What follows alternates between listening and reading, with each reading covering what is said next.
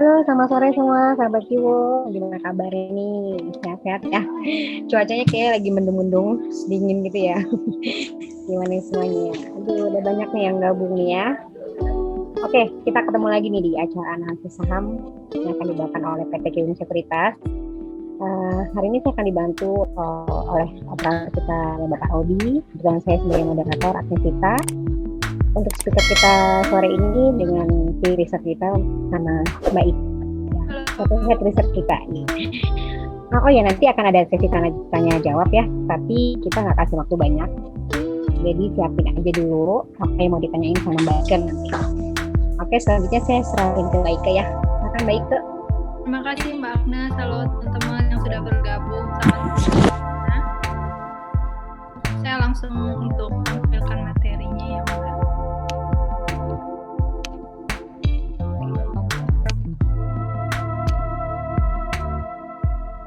Ini untuk pergerakan, kira-kira nanti kita kita membandingkan arah IHSG pekan depan, khususnya untuk pekan ini, dan juga nanti kita bandingin kira-kira bagaimana sih lebih baik ataukah lebih buruk dibandingkan pekan kemarin.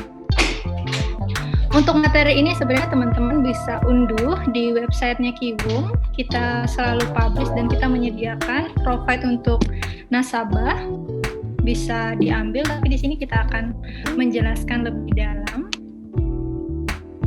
Untuk sebelum masuk pergerakan IHSG di pekan ini, perkiraan untuk sepekan ini, saya mau ngebahas sedikit nih Mbak Agnes dan teman-teman. IHSG pada hari ini tutup di zona merah sesuai sama perkiraan kita pagi ini yang memang kita memprediksi IHSG akan melanjutkan penurunan. Jumat kemarin IHSG terkoreksi 1,6%. Hari ini terkoreksi lagi teman-teman sebesar 0,77%. Tapi kalau misalnya kita lihat kembali berdasarkan volume, di sini ternyata volume perdagangan mengalami penurunan. Jadi turun tipis, artinya bahwa kalau misalnya IHSG dalam tren turun dan juga volumenya turun, artinya ini tekanan jualnya mulai berkurang. Atau secara psikologis kekhawatiran investor ini mulai mengalami penurunan. Yang artinya kami perkirakan besok kalau misalnya khawatirnya sudah mulai berkurang, kan artinya akan berganti dengan optimisme. Jadi pada perdagangan besok kami melihat di sini ada potensi untuk IHSG berbalik arah untuk rebound. Tapi kembali lagi diperhatikan, memang IHSG pada pekan ini kita masuk membahas untuk pekan ini ya. IHSG di pekan ini kami perkirakan akan bergerak sebenarnya cenderung flat dan stagnan, tapi memang untuk perdagangan besok kami melihat ada potensi rebound. Jadi untuk teman-teman hari ini yang memang sudah melakukan adjustment beli, harusnya besok bisa, kalau misalnya mau profit taking seperti itu. Untuk pekan ini sendiri ada dua momentum yang bisa kita lihat dari dalam negeri, yakni dari rilisnya data foreign direct investment. Hari ini tadi sudah kebetulan rilis datanya foreign direct investment kita FDI di bulan Desember kuartal 4 secara year on year sebenarnya tumbuh, namun memang tumbuhnya tidak terlalu signifikan. Data investor yang melakukan investasi di sektor real di domestik tumbuh 5%, namun nampaknya ini tidak terlalu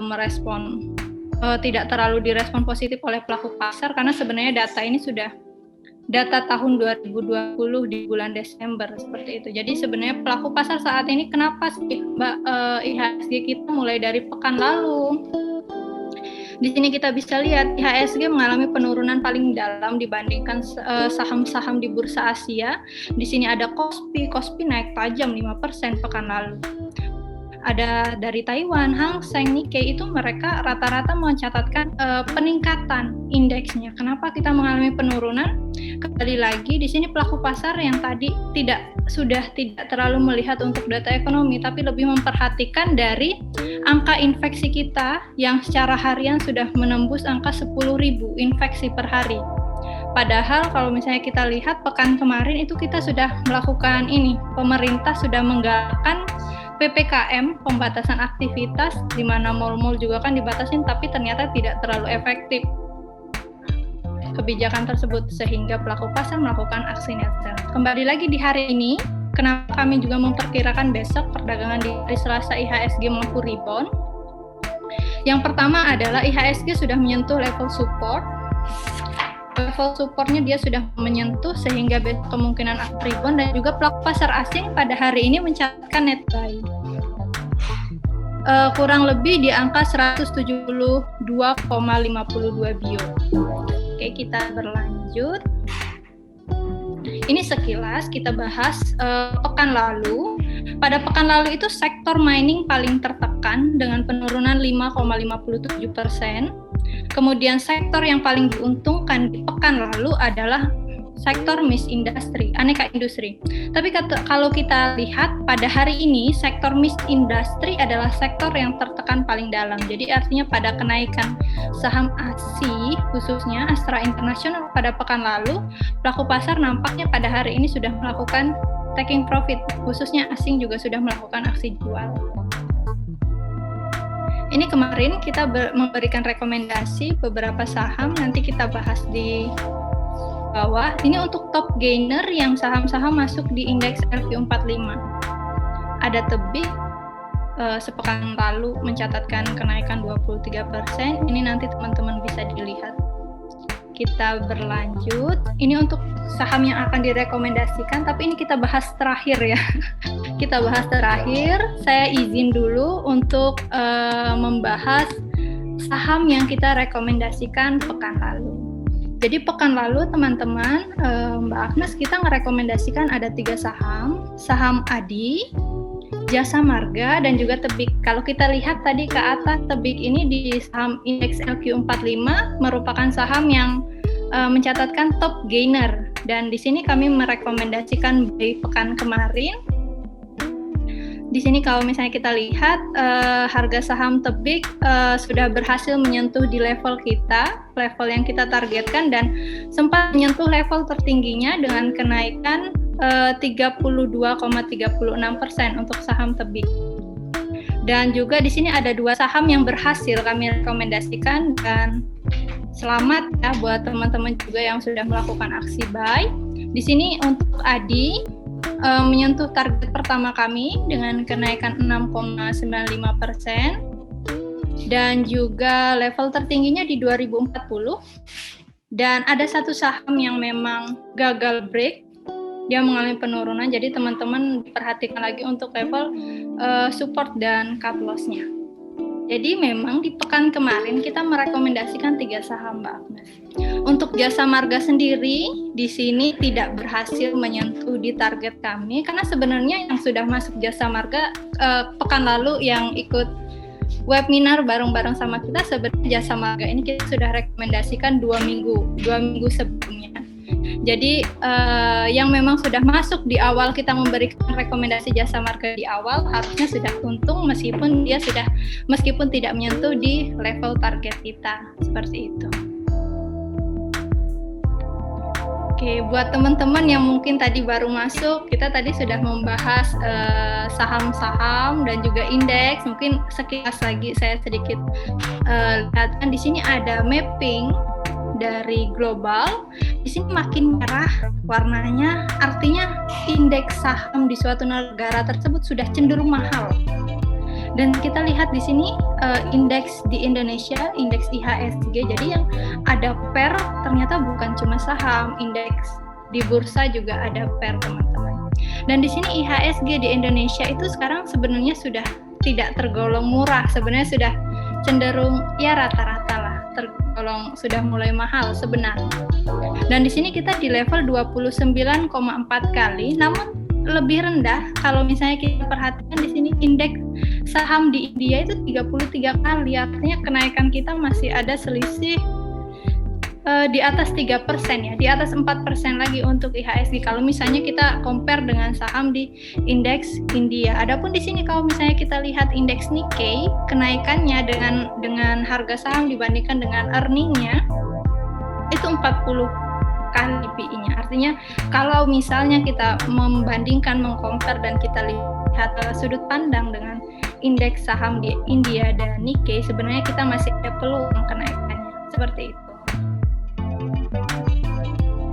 Ini tadi juga kita bahas sepekan lalu mengapa sektor di aneka industri memang hari ini dijual ya atau asing melakukan net sell.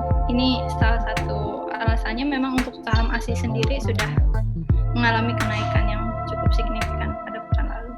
Adapun untuk 3 saham yang kami rekomendasikan ada MPMX, ada TBLA dan juga ada saham Wood. MPMX sendiri pada hari ini auto reject bawah. Tadi sih saya sempat lihat auto reject bawah untuk MPMX.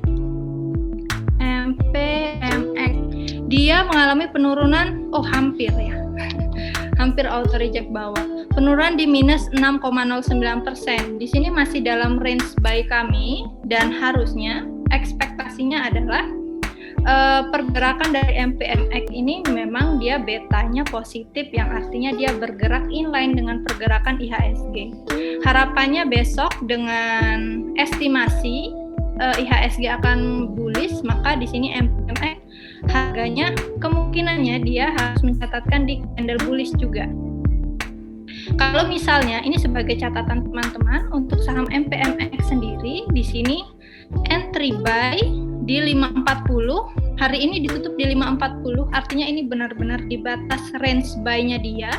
Dan di sini tinggal 10 poin lagi untuk di level cut loss. Jadi kalau misalnya besok kita lihat, perhatikan dulu mungkin kalau misalnya saham ini tidak mampu bertahan di level support di 540 dalam artian tembus di bawah level 530, artinya ini sudah beresiko, sudah risky stock. Seperti itu. Kemudian ini untuk saham TBLA juga masih dalam range buy kami. TBLA hari ini turun 5,39%. Memang saham-saham ini memang cukup sensitif dengan pergerakan IHSG. Dan kita lihat di sini dia ditutup 965. Masih di dalam entry buy kami.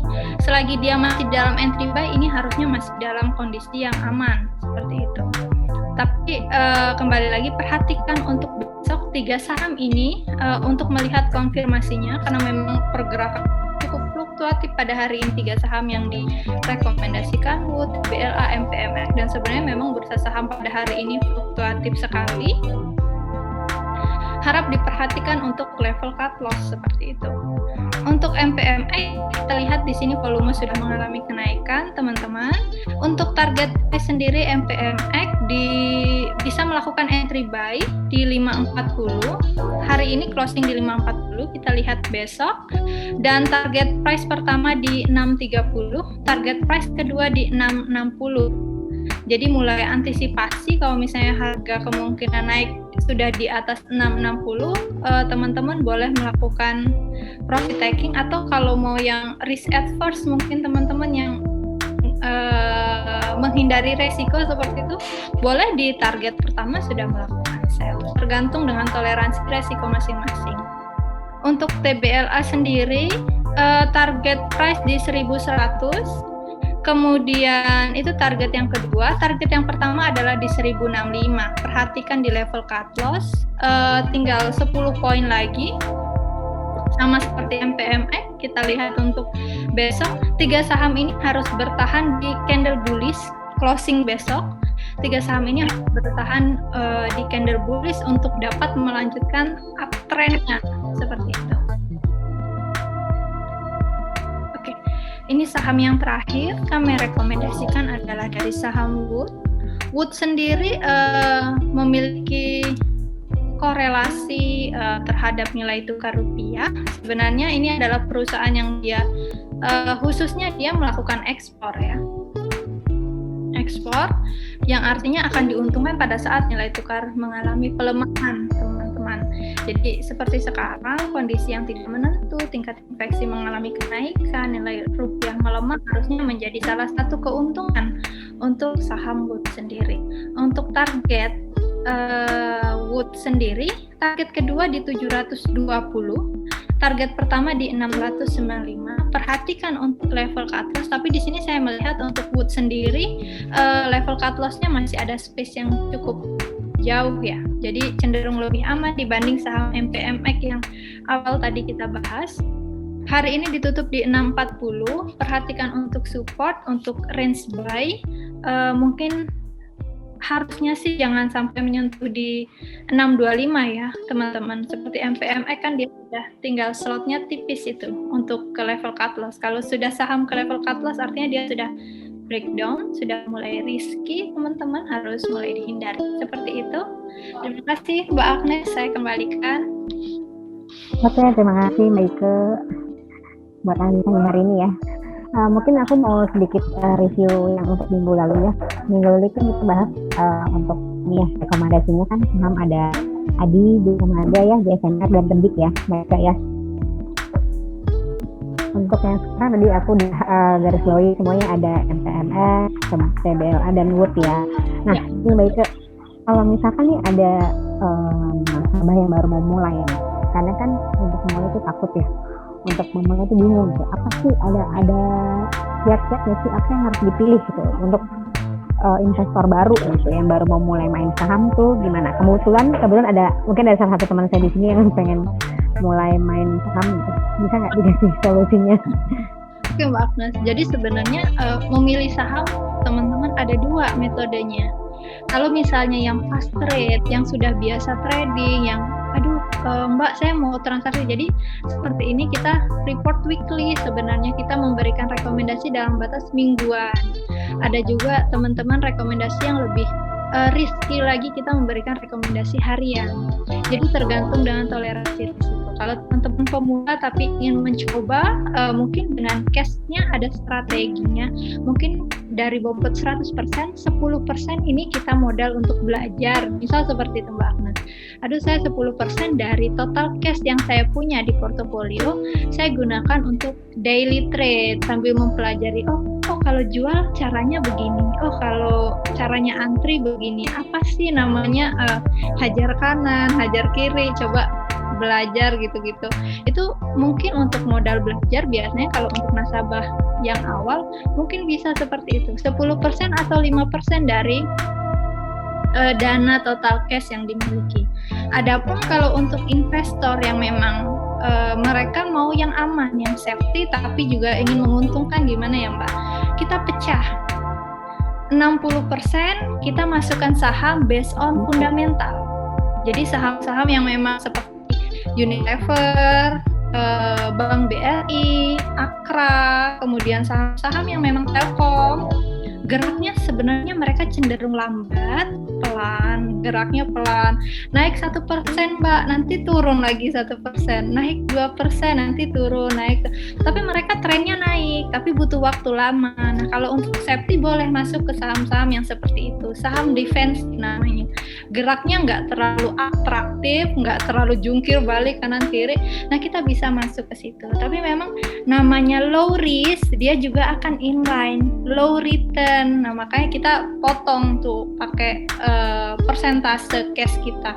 60% kita masukkan ke saham-saham yang kategori seperti itu. Nah, 40% bisa masuk ke saham-saham second liner atau yang lapis 3 seperti itu.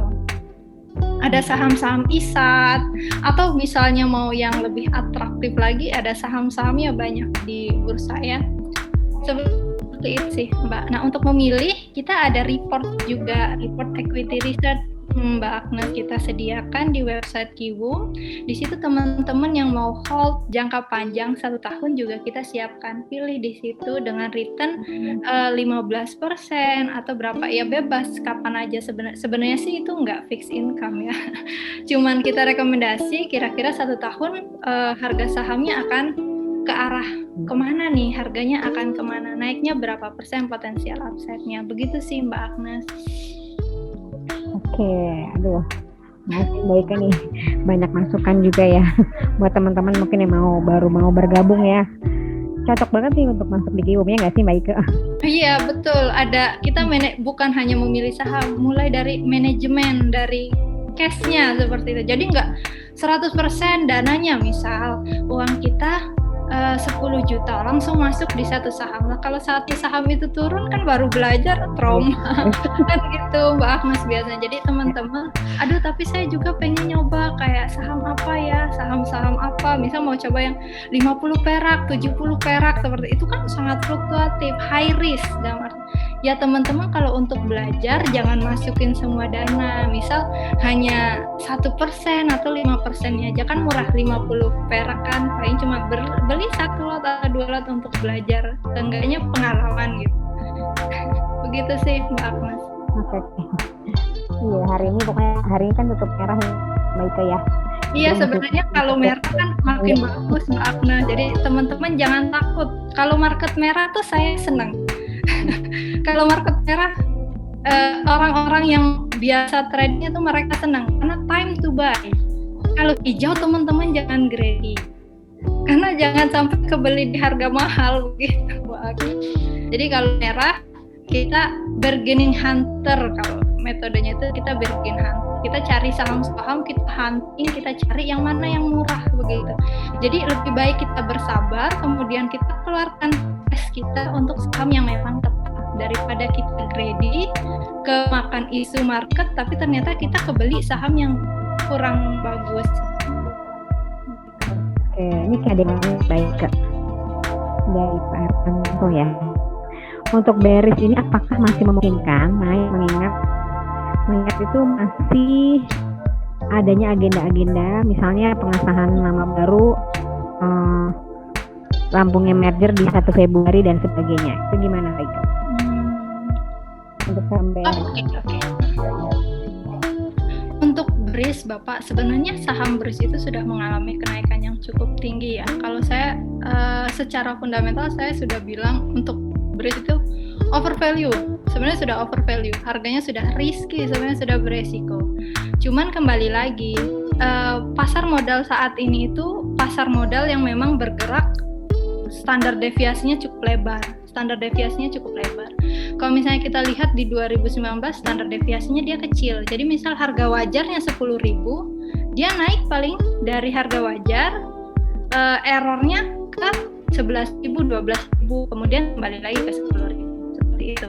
Kemudian misalnya harga wajar 10.000 diturun paling ke 8.000, 9.000, kembali lagi ke 10.000. Nah kalau pada saat kondisi seperti ini semua orang berspekulasi seperti itu, berspekulasi, berasumsi, dan karena seperti itu ya, adanya euforia dan lain-lain. Jadi yang harga wajar, misal harga wajar itu adalah di 1, standar deviasinya dia bisa sampai ke 2 kali lipatnya, seperti itu. Jadi kalau misalnya kembali lagi, saya coba cek ya, Bapak Hartanto Setiawan,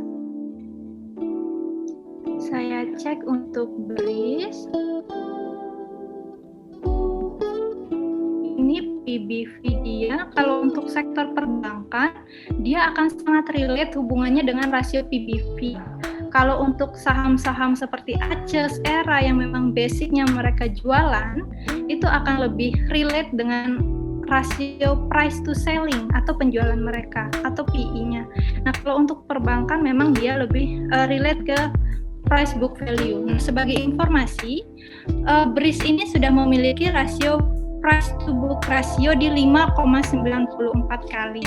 Sedangkan rata-rata sektor perbankan itu PBV-nya adalah di 4 kali. Seperti itu Pak Hartanto. Jadi kalau misalnya memang sudah pegang BRIS di harga yang memang murah, ya hold silahkan. Karena memang sekarang kondisi pasar yang tadi saya bilang standar deviasi sekarang itu sudah lumayan tinggi seperti itu. Tapi standar deviasi yang di atas itu tadi kan beresiko, ada resiko, space-nya itu adalah resiko, seperti itu. Nah untuk BRIS sendiri rata-rata, saya ulangi lagi ya Pak Hartanto, rata-rata untuk sektor perbankan PBV-nya adalah 4 kali. Jadi kalau sudah di atas 4 kali itu sudah beresiko. Tapi kembali lagi kepada toleransi resiko masing-masing. Kalau misalnya Mbak saya itu nggak apa-apa deh Mbak, saya bisa kok nerima resikonya gitu. Misal saya memang suka kok Mbak saham yang naik turun ya nggak apa-apa silakan, tapi memang harga sahamnya sudah over value saat ini. Begitu Mbak Agnes. Oke. Hartanto gimana, udah jelas? Belum ada yang ditanyain lagi. Lagi nih Mbak, dari untuk saham RRA nih, dia punya nyangkut di harga 3.000. Kira-kira gimana tuh solusinya? Saya coba cek dari visi fundamentalnya ya Pak. Siapa ini tadi? Pak Ira. Oh, orang awam. Bapak orang awam. Saya coba cek dulu ya. Tapi biasanya yang nama orang awam sebenarnya mereka sudah expert Mbak Agnes. Begitu. Untuk IRAS, hari ini auto reject ya, hampir auto reject, penurunan di 6,61 kali. Kita lihat untuk saya berdasarkan fundamental ya, rasio keuangannya.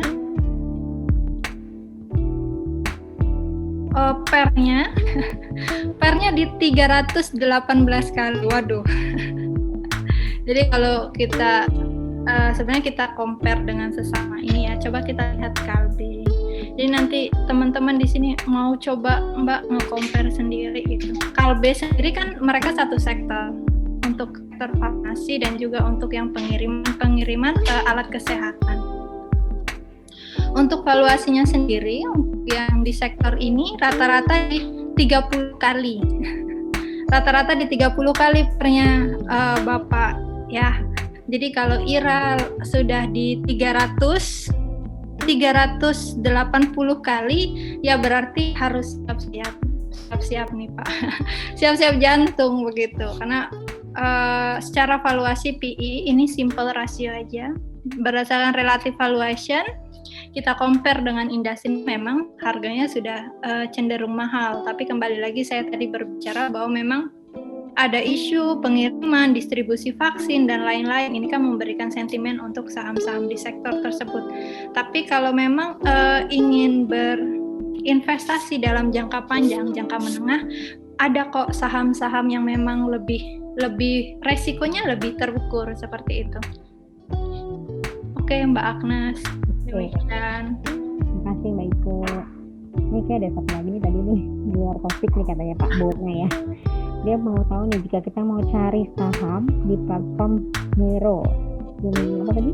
Screener atau filter itu yang tadi yang 60%, 40% itu loh.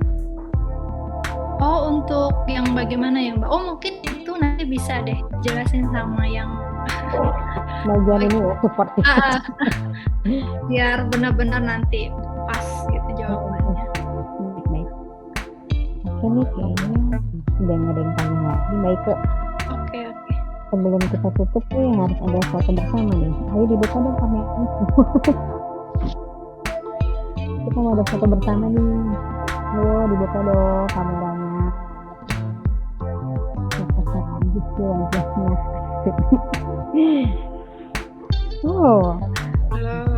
Halo semua.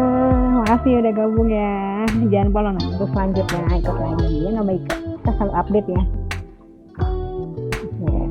Oke, kita foto ya. Siap nih. Aku juga cari tempat. Oke ya. Siap semuanya? Bergaya dong. Ayo. Oke. Kita ada fotografer terkenal loh. Tersembunyi tapi ya. Jadi bergaya. 1, 2, 3. Lagi ya. Sekali lagi ya. Gaya bebas juga boleh Pak. Ayo Pak. Pak James kayaknya oke nih guys. Gaya bebas ya. Ibu Lucy. Ayo, siap ya. 1, 2. Oke. Baik semuanya, terima kasih banyak ya untuk hari ini. Buat teman-teman jangan lupa gabung lagi ya. Nanti kita update lagi. Baiknya terima kasih banyak ya. Terima kasih Mbak Agnes, Pak Bapak. Sama-sama. Terima kasih.